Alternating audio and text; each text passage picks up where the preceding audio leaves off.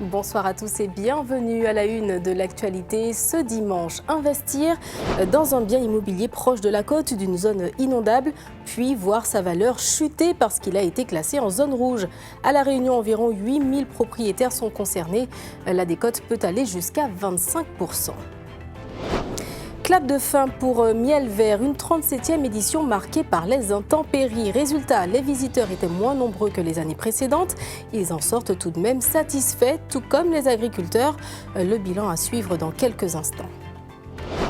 Sur la réforme des retraites, la balle est dans le camp des partenaires sociaux. Après le retrait provisoire de l'âge pivot annoncé par Édouard Philippe, ils doivent à présent proposer une nouvelle solution pour maintenir l'équilibre financier, sous peine que cette clause très controversée de la réforme soit réintégrée au texte. Les cigognes se sont envolées pour Paris ce matin. Les embrassades, les encouragements des proches à l'aéroport de Gillot.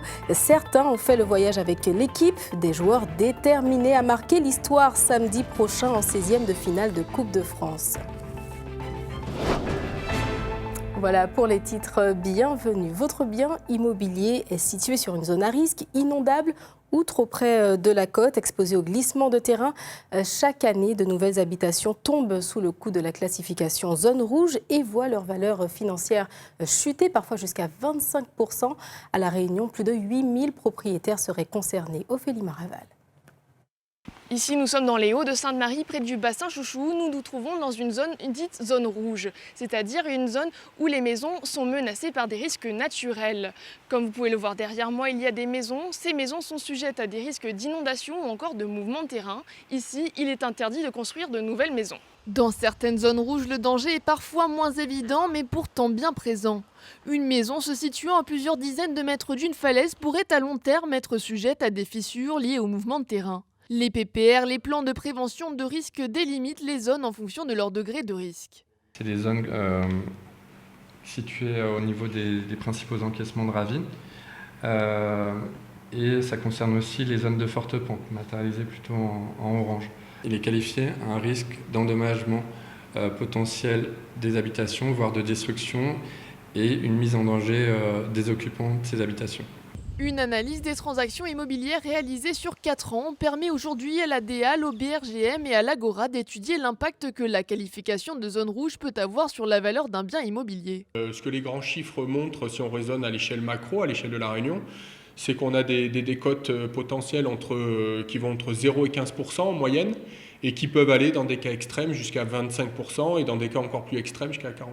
Et les plus grosses décotes ont lieu dans des cas où le risque est directement perceptible par le particulier, quel que soit le zonage PPR. Et donc là, plus ce risque est perceptible, plus effectivement la décote va être importante.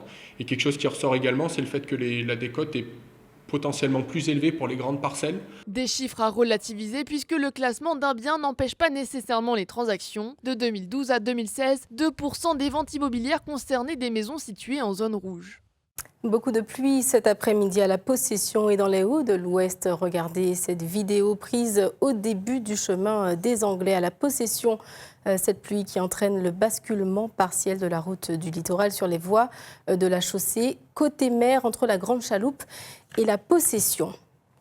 La 37e édition de Miel Vert se clôture ce soir. La pluie s'est également invitée à la fête cette année et a découragé quelques visiteurs. Résultat, une affluence moins marquée que les années précédentes. Pas d'amertume côté agriculteurs qui saluent toujours ce rendez-vous de proximité.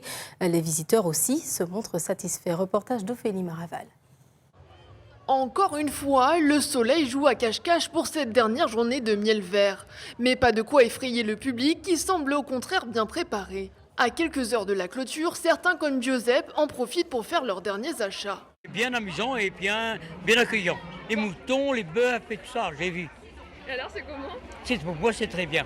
Pour les agriculteurs et les maraîchers, le bilan de cette nouvelle édition est satisfaisant pour les uns et un peu plus mitigé pour les autres.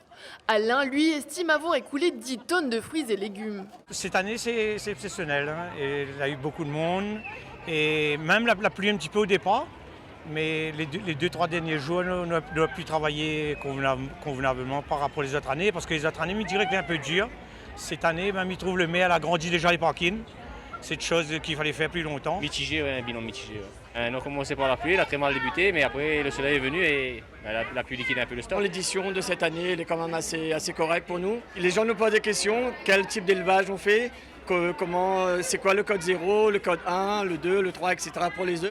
Et en effet, pour les producteurs, Miel Vert, c'est aussi le moyen de retisser la confiance avec le consommateur, une occasion idéale pour la cicaler après une année mouvementée. On a eu le concours où là, on a eu aussi énormément de monde et les gens sont vraiment attirés par les vaches laitières qui voient en parfaite santé ainsi que nos petits veaux. Donc ça, c'est vraiment très important. Le maire du Tampon se félicite pour cette nouvelle édition malgré une légère baisse du nombre de visiteurs. Je pense que Miel Vert pour l'élevage à La Réunion devient incontournable. Il faudra continuer à doper cette manifestation pour que les professionnels et tous les organismes se retrouvent donc ici pour pouvoir préparer leur avenir. Ce soir, les animaux prennent congé et rentrent au bercail, un repos bien mérité. Encore une fois, ils ont su être au centre de toutes les attentions. Cette question à présent en plein conflit social contre la réforme des retraites. Combien de temps consacre-t-on réellement au travail dans toute une vie ? Eh bien seulement 15% de son temps selon un économiste, Olivier Babot. Une estimation controversée et bien éloignée de vos estimations à vous, Cynthia Véran. Passe-t-on notre vie à travailler ? En plein débat sur la réforme des retraites, la question se pose. À partir du moment où on a fini ses études, on a fini ce qu'on en avait à faire pour commencer à bosser, c'est 100% du temps en fait. Au moins 80%. C'est vrai que toute la semaine, on est du lundi au vendredi, on est au travail. Donc on passe plus de temps avec ses collègues qu'avec sa famille. On va dire 80, surtout dans la restauration. Alors là, après, c'est plus difficile d'avoir une vie de famille. Je travaille tous les jours, 24 heures sur 24. En fait, il n'y a pas de repos. Une personne née en 1973, travaillant sur un rythme de 35 heures par semaine pendant 43 ans, passe plus de 69 000 heures au travail. Selon l'économiste Olivier Babot, les Français ne travailleraient que 15% de leur vie en dehors du temps de sommeil. 15% de travail en dehors du temps de sommeil ? Quand on a des enfants, une maison et tout, je pense que ça fait pas beaucoup pour 15% pour moi. Je pense qu'on en passe un peu plus que ça quand même. Là, ça dépend aussi des professions. Mais il faudrait lui dire de se mettre à notre place. Alors. On a seulement, moi personnellement, dans la fonction publique, j'ai que 25 jours de congé par an. Il faudra lui dire de partager un peu de ses congés. Alors, s'il trouve qu'on travaille seulement 15%, c'est bien pour lui. 15%, c'est pour ceux qui ne travaillent pas beaucoup. 15% de leur temps, j'ai l'impression que c'est 3/4 de ma vie. Sincèrement, que je passe au travail, à défaut de pouvoir en passer davantage en famille. Dans ses calculs, l'économiste oublie de prendre en compte les heures de travail en dehors de l'entreprise, les trajets entre le domicile et le lieu de travail, ou encore le temps nécessaire à la formation. Le temps de travail au cœur de la réforme des retraites. D'ailleurs, pour tenter d'apaiser les tensions, Édouard Philippe a annoncé qu'il renonçait jusqu'à nouvel ordre à l'âge pivot à 64 ans. Mais les partenaires sociaux doivent à présent proposer une autre solution pour maintenir l'équilibre financier du système. Thomas Jarion. Dans sa lettre, le Premier ministre met en place une conférence sur le financement des retraites. Dès la fin du mois, les partenaires sociaux vont se réunir pour trouver des mesures d'économie afin d'éviter le retour de l'âge pivot. Ils ont jusqu'à fin avril pour se mettre d'accord. 3 mois seulement, afin d'intégrer ces solutions avant la fin du débat parlementaire. Alors comment faire ? Plusieurs syndicats veulent piocher dans le fonds de réserve des retraites. 32 milliards mis de côté pour faire face à l'augmentation du nombre de retraités. Pour la CFDT, il y a le fonds de réserve qui peut être activé. Il y a également le fait qu'il y ait des nouvelles propositions sur l'emploi des seniors qui sont insuffisamment aujourd'hui en emploi. Le fait qu'ils soient maintenus en emploi peut également dégager des ressources supplémentaires. Certains proposent aussi une hausse des cotisations pour les hauts salaires. Hors de question pour le patronat qui préfère allonger la durée de cotisation de certains Français. On discutera des modalités d'une mesure d'âge juste parce qu'on comprend bien qu'un cadre et un couvreur ne peuvent pas, si j'ose dire, être logés à la même enseigne. Et donc il faut peut-être individualiser ces éléments de mesure d'âge.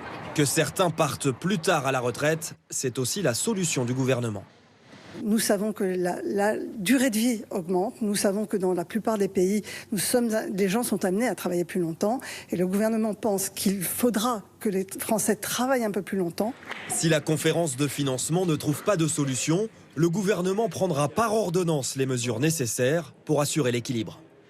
En attendant les solutions, place aux vacances. Vous êtes nombreux en ce moment à profiter de la plage. Attention cependant aux piqûres dans l'eau. On connaît les méduses qui peuvent provoquer de grosses brûlures, mais il existe bien d'autres espèces urticantes. Connaissez-vous les poissons qui piquent? Quoi faire pour les éviter?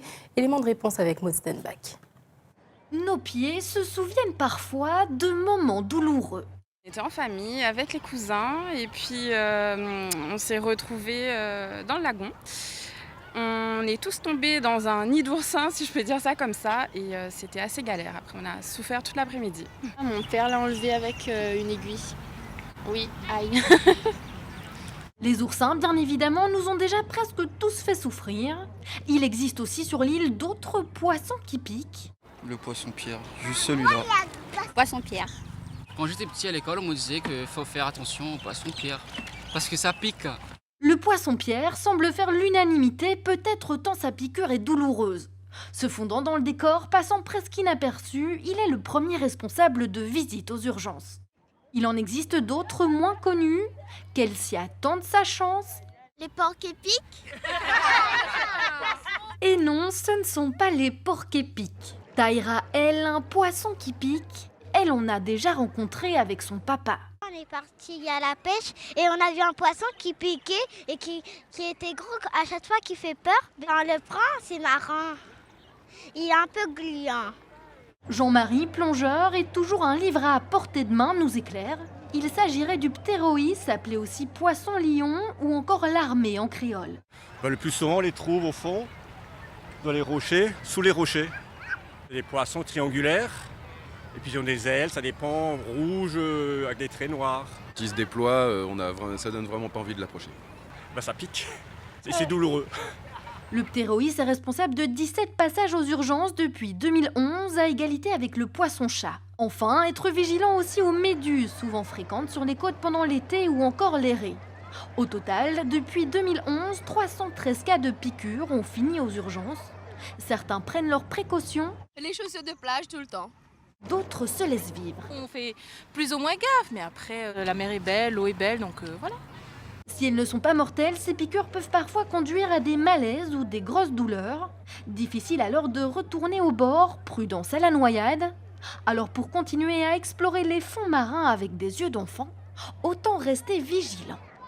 Et dans d'autres cas, ce sont les animaux marins qui sont victimes de l'activité humaine. Hier, 2 tortues ont été retrouvées mortes. Une tortue verte à grand fond, tuée par une hélice de bateau. L'autre spécimen, une tortue imbriquée, a été retrouvée sur les galets du Barachois. Pour l'instant, aucun signe extérieur n'a pu expliquer sa mort. Et pour tenter de limiter notre impact sur l'environnement, plusieurs initiatives d'ampleur sont prises en 2020, comme l'interdiction de commercialiser certains plastiques à usage unique, coton-tige, assiettes jetables ou encore l'eau de gobelets en plastique. Les entreprises ont 6 mois pour écouler leur stock. Les Réunionnais, eux, commencent à changer leurs habitudes. Cynthia Véron.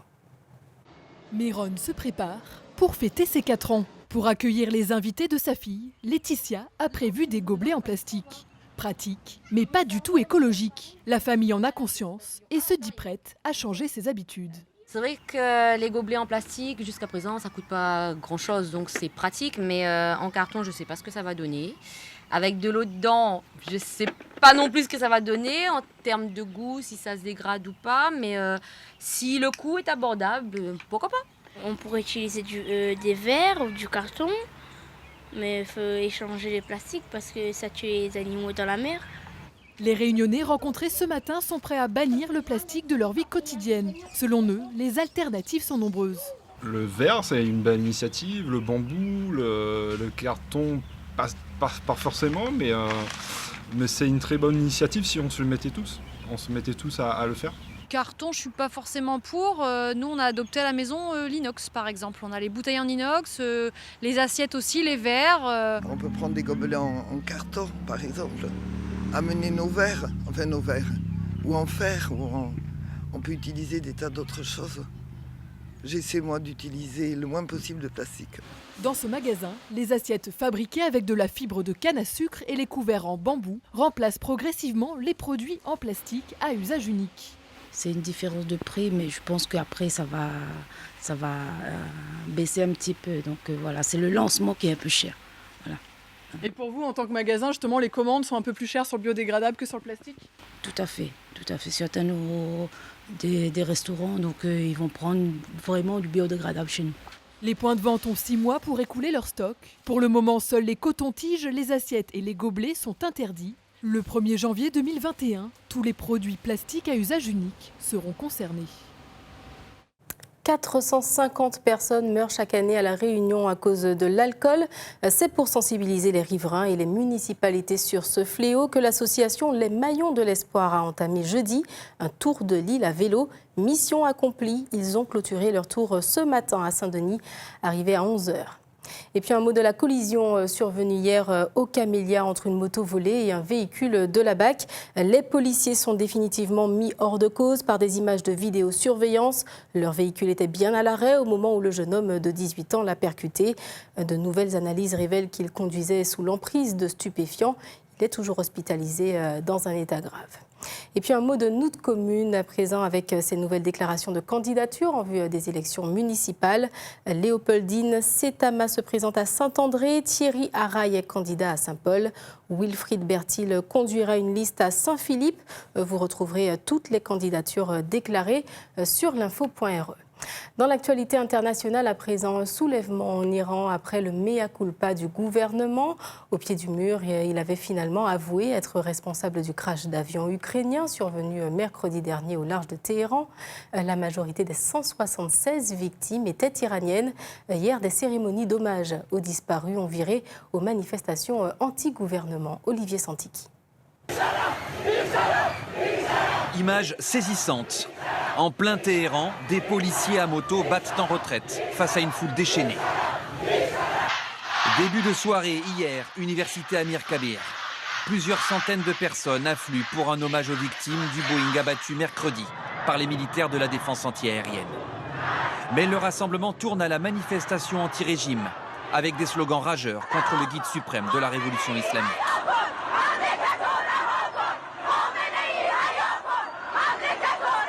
Les protestataires demandent même la mort du dictateur, selon leurs propres mots. Et le départ des menteurs qui, selon eux, ont tenté de maquiller la bavure du vol PS 752 en simple accident. Depuis 2017, on voit bien que les slogans sont de plus en plus virulents à l'encontre du régime. Et lors des dernières protestations en novembre qui ont été réprimées dans le sang, il y a eu des milliers d'arrestations, des centaines de morts. On a vu des choses inédites comme le portrait du guide suprême brûlé et surtout des critiques vraiment de plus en plus virulentes contre ce régime. Venu participer à la veillée pour les 176 victimes, l'ambassadeur du Royaume-Uni en Iran a été brièvement arrêté. Une initiative condamnée par les autorités britanniques.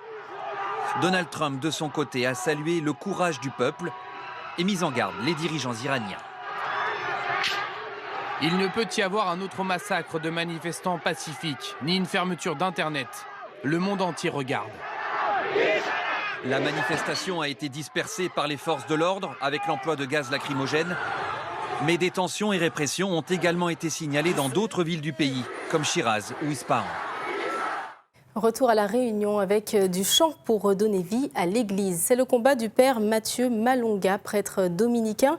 Depuis maintenant 20 ans, il produit des chansons de jazz, de rock, même de reggae. À la gloire de Dieu, déjà 14 CD à son actif. Le père Mathieu Malonga est l'invité de ce journal.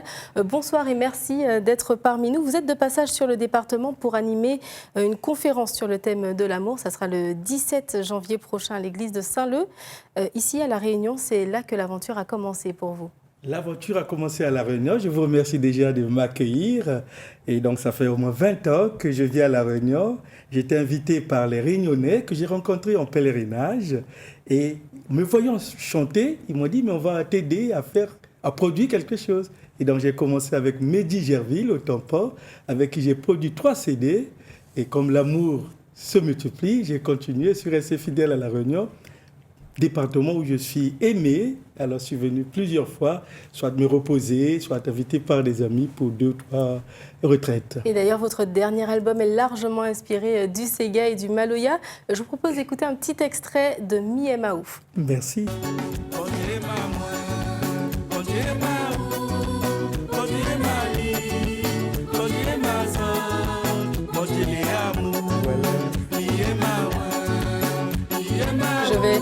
montrée à l'écran. Qu'est-ce qu'elle raconte cette chanson, que raconte cet album? Très bien. La vie se tient sur l'amour. Pour moi, l'essentiel, c'est l'amour. D'ailleurs, c'est pourquoi il y a un avion. Pour aller plus loin, il faut du carburant, il faut de l'essence du ciel.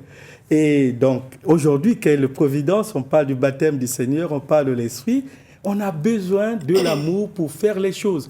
Parce que quand on voit les cimetières de mariage, les tombeaux d'amour, oh, ça fait pitié pour tout le monde. Et votre cœur de cible, c'est la jeunesse. La jeunesse, parce qu'ils ont besoin de voir des prêtres aussi joyeux, vivants, dynamiques, pour avoir aussi la vocation. Ce que vous voulez révolutionner, c'est cette église austère.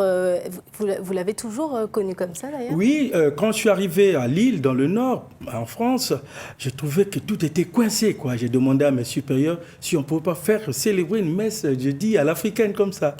Et ça marchait. Tout le monde, il y avait des jeunes, des vieux qui venaient, joyeux de venir à la messe. Donc, donner le goût de Dieu aux autres, la joie de croire. C'est un peu l'objectif. Et j'ai envie de vous demander jusqu'où est-ce qu'on peut aller pour justement redonner goût à la messe. Que pensez-vous par exemple du phénomène de Christothèque, ces boîtes de nuit rythmées par des chants religieux? C'est des voies, c'est des chemins pour donner cette joie. Les Christothèques, c'est-à-dire qu'on veut être décoincé. Et pour être décoincé, c'est la joie. D'ailleurs, la joie, c'est un fruit de l'Esprit Saint. Et quand on n'a pas la joie, je ne sais pas si on est en bonne relation avec l'Esprit Saint. C'est un fruit parmi les 12 fruits de l'Esprit Saint. Il y a la joie, l'amour. Et les enfants, pour les attirer à la messe, il faut leur donner ce goût de Dieu, la joie et l'amour de Dieu. Alors, vous êtes de passage à La Réunion, on le disait, où est-ce qu'on pourra vous entendre chanter? Oui, donc le 17, le soir, à Saint-Leu, je serai pour une conférence. Déjà l'année passée, j'avais fait une neuvaine sur l'Esprit Saint. Les gens avaient aimé, ils étaient ravis, charmés. Et donc là, je vais faire de passage le 17. Parce qu'au fait, je suis venu pour me reposer un peu. Mais c'est difficile tel que... J'ai beaucoup d'amis ici. Ça fait 20 ans que je viens à La Réunion. Donc beaucoup de gens me connaissent. Et pour se reposer, c'est pas difficile, c'est pas facile. En plus, vous êtes un homme passionné. Merci beaucoup, Père Mathieu Malonga, d'avoir accepté notre invitation. Et puis bon séjour à vous à La Réunion. Mais merci beaucoup. Merci pour le... On poursuit... Avec plaisir. On poursuit ce journal avec un mot de sport à présent. 3 Réunionnais handballeurs à l'affiche en vue de la Coupe d'Afrique des Nations en Tunisie. Adrien Clerc, Lilian Pasquet et Brian Doisel vont concourir sous les couleurs de la Guinée. Premier match, ce sera contre l'Égypte le 16 janvier prochain à 13h. Et puis, c'est le grand départ pour les 18 joueurs de la JSSP et leur staff. Ce matin, à l'aéroport de Gilo, dernières embrassades, derniers encouragements des proches avant l'envol. Les Cigognes quittent la Réunion avec un bon état d'esprit et l'envie de marquer l'histoire du club en remportant leur match contre Épinal samedi prochain. Cynthia Véron. L'air détendu et avec le sourire aux lèvres, les joueurs de la JSSP sont prêts à écrire une nouvelle page de leur histoire. Et pour l'occasion, ils ont sorti le costard. La suite de leur aventure en Coupe de France se jouera samedi prochain face à Épinal. On n'a pas encore analysé le jeu de l'équipe adverse, on va analyser quand on sera là-bas, quand on sera installé. Mais il faut prendre ce match vraiment très sérieux parce que s'ils sont là, c'est pas pour rien. On a eu un petit moment de libre pour essayer de souffler un petit peu, évacuer un peu. Là, maintenant, il faut rentrer dans le vif du sujet pour pouvoir essayer de refaire encore l'exploit et aller encore plus loin. On a fait le match hier, ça s'est bien passé. On a travaillé pour eux justement, on repart à bloc. Animé par l'envie et la motivation, le petit poussé de cette Coupe de France a bien l'intention de faire tout son possible pour atteindre les 8e de finale. Les joueurs peuvent compter sur le soutien de leurs proches en métropole et à La Réunion. Ils ont besoin de savoir qu'on est là pour eux, dans les tribunes. Donc c'est important pour moi de partir, en tout cas avec mon fils. Oui. Bonne chance, qu'il joue, qu'il prend du plaisir, qu'il ramène la victoire, déjà pour tout le peuple de la Réunion et pour la Saint-Piroise. On quitte la famille après 4 jours qu'on était de retour. Et après voilà, on sait qu'on va les retrouver après. Selon les entraîneurs, les joueurs sont prêts physiquement et mentalement. Je pense qu'ils ont passé un cap avec les résultats qu'on a enchaînés. Je pense que ça les a fait énormément de bien et qu'ils ont pris beaucoup de confiance. Et aujourd'hui, c'est ça qui fait notre force. Comme on l'a fait auparavant, on va essayer de mettre le football réunionnais en en avant, de prouver aussi qu'on sait jouer au football ici et qu'il y a des joueurs de qualité.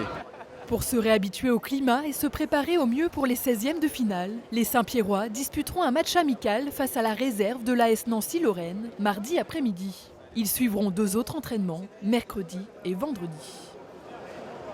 Et si la Saint-Pierroise gagne sa rencontre de samedi, elle deviendra la première équipe ultramarine à accéder aux 8e de finale de Coupe de France.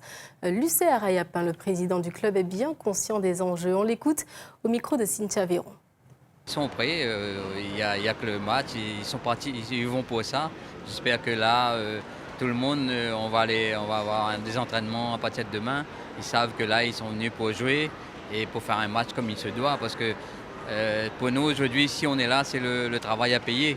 Et on aura notre mot à dire sur ce match-là parce que on l'a vu, tous les matchs ne sont pas pareils, mais là, on sera présent, je pense. Ce qu'on craint un petit peu, c'est le temps, parce que là où ça se passe ce match, c'est un endroit qui fait un peu plus froid que tout le temps.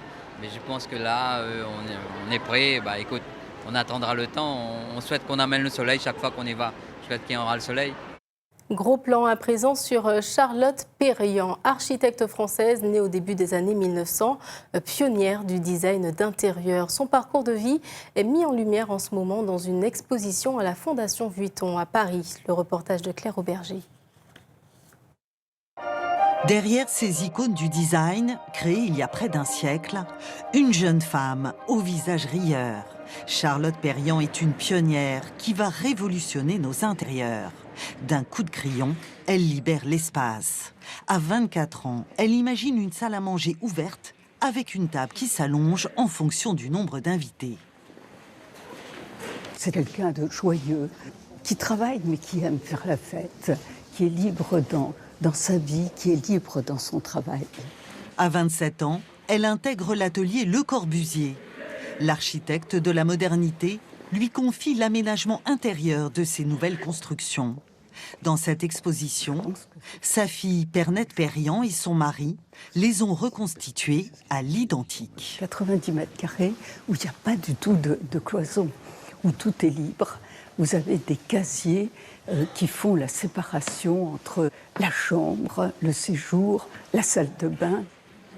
Juste derrière, la fameuse cuisine ouverte, chère au cœur de Charlotte Perriand, qui veut contribuer à sortir la femme de ses fourneaux. Actuellement, la femme travaille et la transformation de la cuisine devient une question d'évolution sociale, d'évolution de la condition de la femme, au fond, qu'on essaie de libérer, qui veut se libérer. Pas si simple, même pour elle, longtemps restée dans l'ombre de Le Corbusier.